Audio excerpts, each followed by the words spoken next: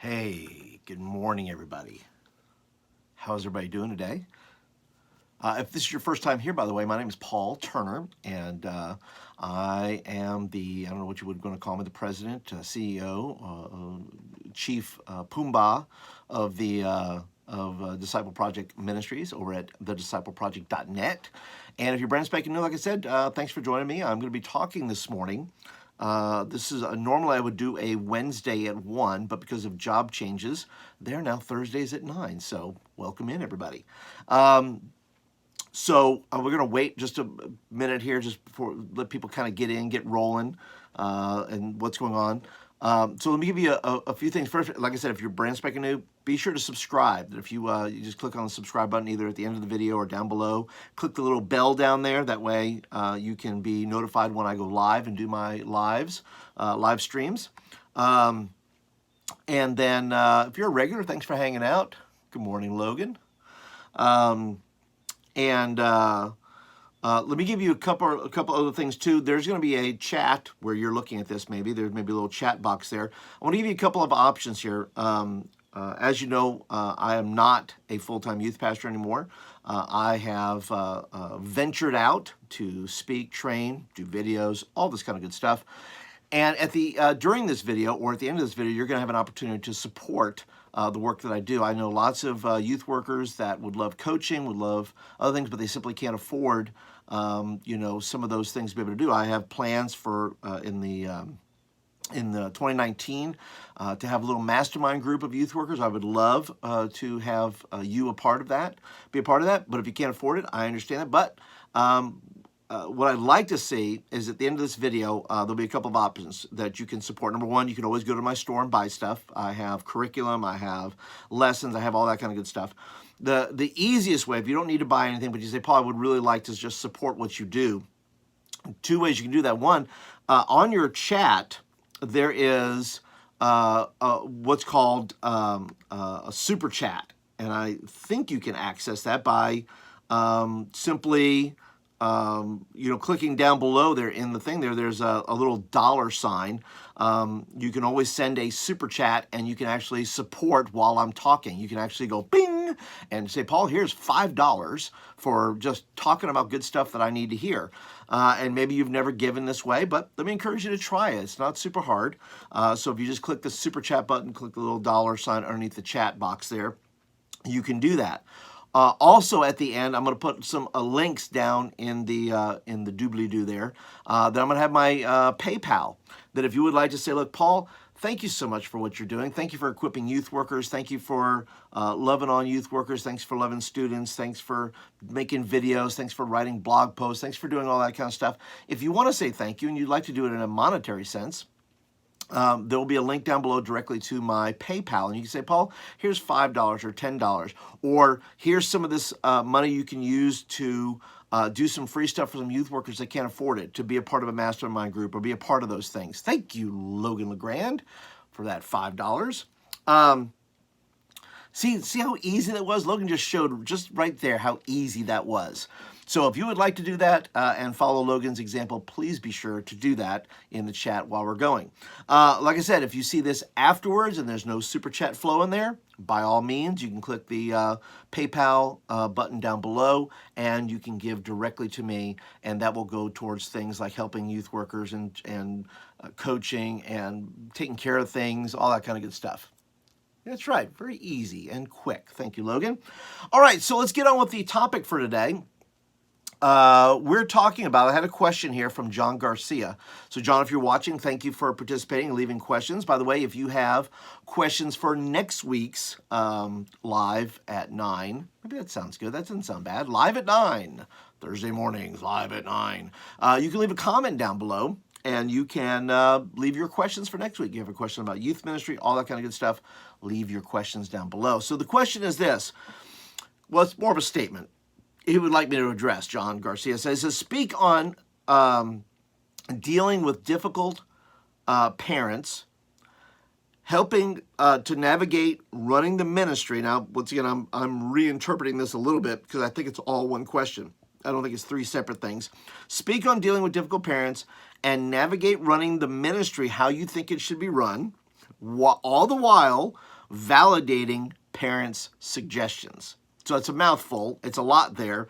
But I'm going to unpack some of that for you this morning. First of all, let me just say this, that parents, I love parents. You know what? You know what? For all the years that I worked with parents and dealt with parents, first of all, parents, guys, are not the enemy. They are not the enemy. I know that you think in your head, you're going, parents are just mucking up my way of doing things. And sometimes they do. And sometimes with good reason, by the way.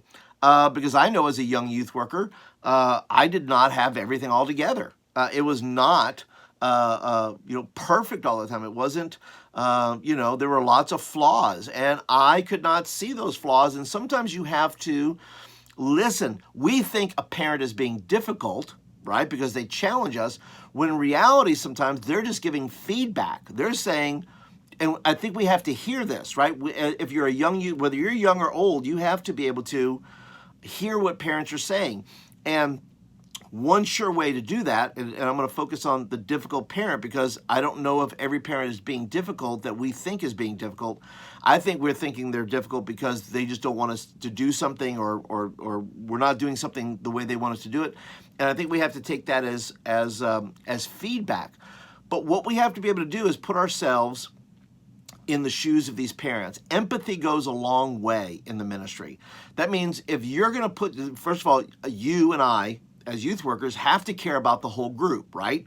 We're thinking what's best for everybody, not what is best necessarily for one child. That doesn't mean that one child doesn't matter. That doesn't mean we shouldn't do special things for that kid. But in that parent's mind, that's the only child she cares about, or he cares about as a father.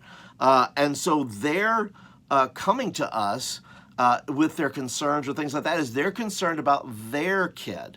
They're not concerned about the other 20 kids. They're not even concerned necessarily that there aren't more kids, unless they're evangelistically minded, unless they are what I would say are mature in the faith, where they want to see the youth ministry as a way to draw other kids. But you know what? That's also in lieu of the fact that they want more kids, as long as their kid doesn't get lost in the mix.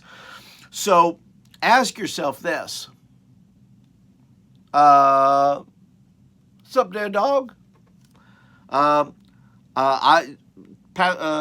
says, I pastor a broad spectrum of my student ministry, so it's hard to emphasize at times. Exactly. I understand that completely. But let's start with the difficult parent. Ask the question, why is this parent being difficult? I think that's an empathetic way of saying, listen, I need to put myself in their shoes for just a moment. I need to think about where they're coming from.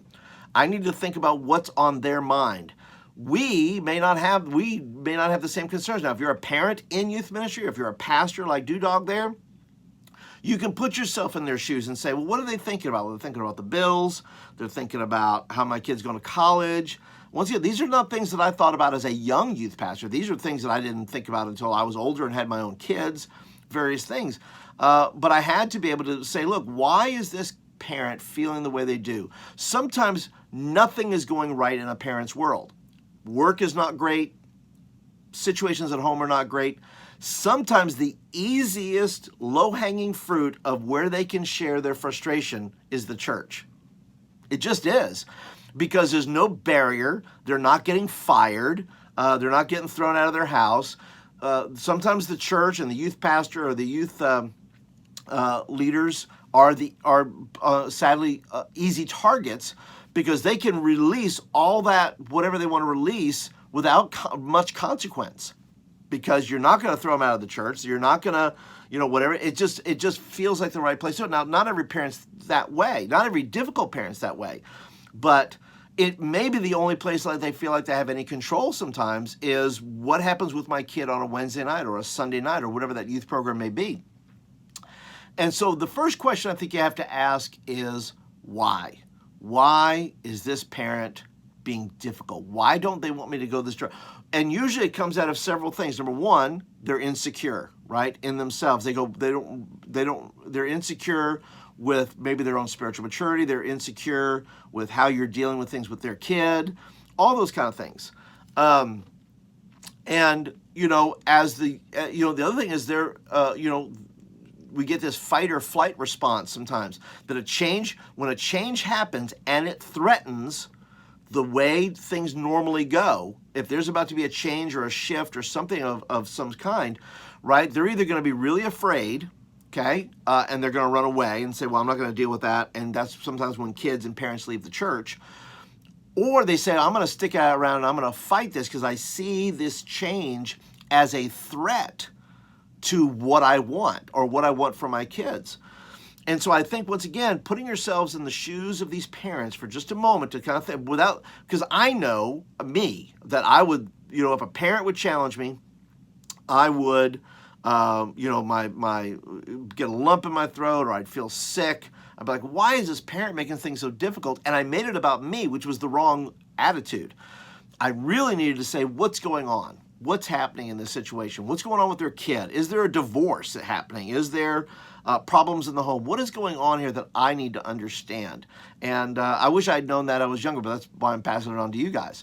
I think as a youth worker too, dealing with difficult parents is this: talk to your pastor and say, look, is there anything going on in Mr. and Mrs. Jones's home? Is there something I'm not hearing? Is there something? And really, you have to do a little fact finding, right? You have to do a little investigation in the sense of saying, look, I don't know everything that's going on, and I can't really talk to them. So I'm going to talk to my pastor. I'm going to say, find out what is going on in that situation, so that I can be able to better minister.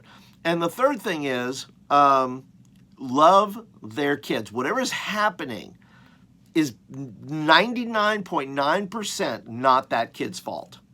So sometimes you could be reluctant to, reluctant to minister to that kid because you don't want a problem. And I'm guilty of it as anybody else. You just we have our own fight or flight response. Like, okay, that's a hot stove that I really don't feel like touching.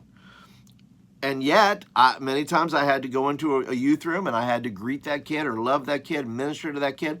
Whatever's happening is not that kid's fault. So be sure that when you're dealing with difficult parents, don't blame that kid. Don't put any extra pressure on the kid. Love that kid. Love them, because you may, in loving that kid, win that parent over, right? It's really a lot of times it's about communication too. That if you're not communicating effectively with parents, parents are in the dark. Parents are responding or reacting out of a lack of information, a lack of, I don't know what's happening. I don't know why these changes are being made. I don't know why you're doing what you're doing. And so my only choice to react to find out what's going on is to be direct, or to be difficult, or in terrible cases, rally the troops, where they rally other parents, and then there's pitchforks and torches going on at your door. That's not great. So in dealing with difficult parents, be empathetic, be a good listener to what's going on. Because if you'll do that, the goal isn't to necessarily That's right, Logan. Better to learn that now, right? Sooner, better than later, to learn that not everything's about me. There's bigger things at work, and God is at work in other people's lives besides us. And so we have to be sensitive to the things God is doing in them, right? God, that's the other thing, right? God is doing a work in their lives, and God is maybe using us as a catalyst so these things might be revealed, so that certain things might be able to be dealt with. We don't know, but that's part of being empathetic. That's part of saying, hey, maybe I need to pay attention. Maybe my plans aren't that big a deal. Maybe these plans are bringing something else to the surface, right? It's like going into the doctor and going in there for, I have this, thing happening with my arm, and finding out, there was a tumor in there or something, right? You're saying, well, you give it something basic that was going on, but something else is much, much more at work here. The second thing is about running the ministry. The second part of that question was running the ministry, how you think it should be run. Guys, the deal is this. You can't run your ministry effectively without parents. So your goal should be how can I effectively connect parents to this ministry? and connect them with involvement. Maybe there's parents who don't have enough ownership. That's why they're on the outside knocking on the glass, and we're going, shh, shh, shh. Hey, I'm the expert here. Just go away. Go, stop. I gotta clean that glass now. Your fingerprints are all over it. Just go away. Listen, these parents that are in part of your ministry they may not be experts in youth ministry, but they are experts in their kids. And once again, it's their kid that they care about. And so that's where you have to do that. We also should not take on the role of expert, right? I'm the youth pastor, so I know how to do all these things, and you don't know anything. Do you have a degree from such and such? Have you done? Listen, all that stuff is nonsense. The goal here is that we're trying to, yes, for the group, what is best for the group? Maybe, maybe we need to build, maybe if you're dealing with this, is to, if you do not have parents as part of your leadership team, you need to have some parents on your leadership team. Maybe you need to have a council of just parents, right? Whose goal isn't to tell you how to run the ministry. It's a group that you meet with to say once a quarter that says, how am I doing and what can I do to best minister to your kids? In keeping in mind that the gospel is number one, right? How do we share the gospel effectively? How do we grow your kids to be disciples? Because that's what Scripture says. That's not my program, okay? I didn't invent discipleship, and I didn't invent the gospel, and I didn't invent all these things. I want to help you as parents develop your kids to grow up to be lifelong followers of Jesus. How can I effectively do that? Here's my idea of how that may work. Finding the root. You got to find the roots of these things. But we have to then say, well, how do we then partner with these parents? How do we connect with them? You got to let them in. Otherwise, you're leaving them on the outside because you don't want to deal with them. And I'm saying, look, get them in the circle with you. Help them understand why you're doing what you're doing, and then say, how can I, listen, and I love to tell this story. It's my favorite way of dealing with parents who have issues or problems or things that are going on, because I am very quick, because I'm a recruiter. I'm a talent scout. I'm always finding ways to connect people in ministry. Is when they have an issue or a problem with something, particularly programming in this case. If it's about you, it's a different thing. If it's about programming, so I had a mom one time ask me, she wrote me a note about her daughter who was in middle school. And it was a note, and I said, well, listen, read the note. She was going to hand me a note, but she wanted to talk to me about it. I said, read the note. I said, let's go through it. So she did, and she had concerns about her daughter in the ministry. And listen, I agree. Listen, when you have a young lady who maybe not be connecting for whatever reason it was. So basically all of that to say that she thought that there should be more of a focus on middle school. And it's funny how parents, right? Everybody's the same way. It's important when it's your kid is involved in that. It's not important when your kid's not involved. Middle school ministry is always important. It's super important when your kid's in middle school. I get that. I understand it. So what I did was I said, well, listen, how about this? I said, you seem to be very passionate about this. How would you like to help me? And I'll be willing to separate the middle school out for 4 weeks. Would you be willing to help and teach the things that you think are super important? If you'll just make me an outline, or maybe I can give you some stuff of things that are on your heart, because there were things like, how to act like a lady. And, she was concerned probably about dating. She was concerned probably about various things like that. And I just said, look, I would love for you to help me. It's on your heart. Maybe God's telling you this is what you should be doing. So I said, will you do 4 weeks? I'll separate. I'll recreate everything. I'll cancel whatever I have going on so we can do this. So what happened was, and when we do this, multiple things happen. So when I gave her the responsibility, and I gave her the AOK, and we worked out some things. We worked it out, advertised it, all that kind of jazz. We said, okay, we're going to start this date. We're going to do 4 weeks. And I gave her other students to help her, high school students that could help with the middle school students. And in reality, what she found out was, number one, she got some things off her heart to teach the whole group, which was fantastic. But she also found out that, having maybe never done this before, she got a glimpse into my world of what it means to deal with middle school students, or to deal with a program, or what the challenges are with moving forward with ideas that in a parent's mind are vitally important, but they don't know how to do the execution part, right? And so what I was able to do is make the connection, involve somebody in ministry, have middle school ministry done. She did a great job. She did 4 weeks, and she said, Paul, I will never bother you again, because if I do, I know you're going to tell me that I should do something. So, in partnering with parents, you know what? Get them on your team. Find a way to, simple ways for them to be involved.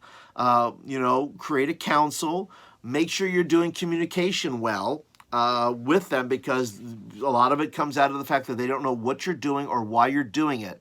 And it is on you, youth workers, to have an email list, Facebook group, text group, whatever it is you have to do, Instagram post, whatever you got to do, and tag parents and things, whatever you got to do.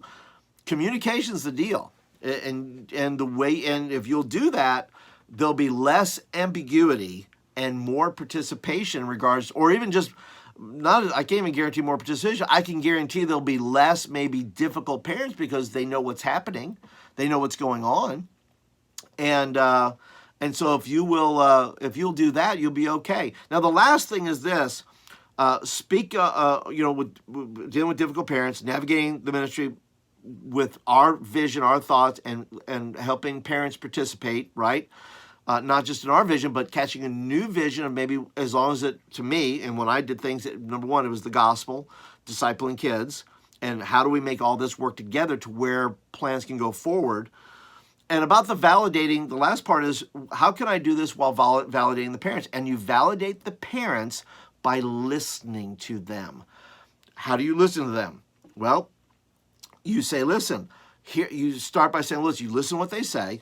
Then you clarify and say, okay, so let me get this straight. Let me make sure I'm hearing you right. You want X, Y, and Z. Those things are most important to you. And they say yes, or they say, no, I mean this, which then you get down a little bit deeper. And then you say, okay, well, let's get some ideas together of how we can make that happen. If you validate parents by, first of all, listening to them. You don't have to do every plan that every parent comes up with. Otherwise, you'll be running, as they say, like a scalded dog. You've got to say, okay, which of these ideas can I implement, and which of these are not best for the entire group? Or it's not that I don't want to do it. I can't do it now. We're in the middle of something. Let's plan this for next semester. Let's plan this for this time. Let's get it on the calendar. Let's do some of those things. And listen, parents know when they're being stonewalled, and parents know when you're listening. So my encouragement, guys, as we begin to wrap this up, is to simply say, listen to parents, be concerned about their kids, and be concerned about what they're concerned about. Love their kids, put yourself in their shoes, be empathetic, validate parents through listening to what they're saying, clarifying what they're saying, and then figure out the best way to go forward to disciple students, run a good youth program where you can invite other kids in, all that kind of good stuff. And that's really the deal, guys. That's the context of this, because I know we have all dealt with difficult parents, difficult people, all those things. And let me tell you something, God wants you to grow. Sometimes God allows a difficult person or parent to walk into your life so that you will discover something lacking in yourself. My first question turns out to be, it wasn't initially, was, what are you trying to teach me through this? It wasn't like, initially when you're young, it's like, why is this parent messing up my stuff? God doesn't care about your stuff. God cares about you, the individual, the person, and saying, okay, well, what is this showing me about me? My response, my reaction, my own insecurity, my need to control, right? We say parents are difficult because they're insecure and they're controlling. We have a lot of that in us as well, because we think our idea is the only idea and it's the best idea. But those are my thoughts. Any questions at all? I know that if you're watching this later, feel free to put your questions down below if you have questions about parent ministry or things like that. I'm also going to put down below some links to some books. I'm an Amazon affiliate, and so I make a few pennies if you buy a book. So I'm going to put some book recommendations down there about parent ministry. So if you're interested in that, please go and do that. But once again, I want to thank you guys for showing up. This is your last chance if you want to use the super chat and you want to do put a little money in the bucket here and say, Paul, that was good, man. Thanks for that. And just drop your little, like Logan did. You can drop $5 in there, $10, $200, $1,000, whatever you feel like. Whatever you got in your pocket, right? If you're watching this later and the super chat's not going, obviously, there is a link down below to my PayPal, and you say, Paul, thank you so much for your effort, your thoughts, your ideas, and paying attention to the needs of youth workers. If you would like to contribute so that I can be able to continue to minister to youth workers and other ministry aspects and things I'm able to do, continue to write, publish books, all that kind of good stuff, then you can send a donation and just say, hey, look, I would love to give you a little bit of money so you can help continue to coach youth workers, speak to youth pastors, and especially those that can't afford it. So, but that is it, guys. I appreciate you guys hanging out with me for a little while this morning. I hope that you guys have a great day today. Remember, God is for you. He's not against you. He's working on your behalf. And the entire goal of this whole thing is that God gets the glory and we become his servants and we grow in our relationship with God. It's not to have a great and perfect youth ministry. It is to how we best connect with the Lord, have a relationship with him, and how do we honor him and glorify him in the work that we're doing within the context of the church. So, but that's it, guys. I appreciate you guys hanging out. Be sure to hit the thumbs up button. Let me know you like the video, you want more of them, and subscribe. So that's it for today, guys. Appreciate you guys hanging out, and I will catch you guys next Thursday at 9. We'll talk to you guys later.